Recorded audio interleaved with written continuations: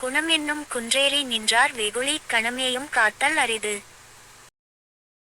வேலனும் நடந்து வரும் பொழுது அந்தக் குன்றின் மேல் ஒரு துறவி தவம் செய்வதைப் பார்த்தார்கள். பழனி, அதோ பார், அந்தக் குன்றின் மேல் ஒரு துறவி தவம் செய்கிறார் என்றான் வேலன். ஆமாம் வேலா, அந்தத் துறவியோட பண்புகளும் அந்தக் குன்று போல் மிகவும் உயர்ந்தது என்று பழனி சொன்னான். அதற்கு வேலன், ஆமாம், நீ சொல்வது சரிதான். ஆனால் மென்மையான இந்தத் துறவிகள் ஒரு கண நேரம் கோபம் கொண்டாலும் அதை நாம் தாங்கிக் கொள்வது கடினம் என்றான் வேலன். இதை ஆச்சரியமாக கேட்டான் பழனி.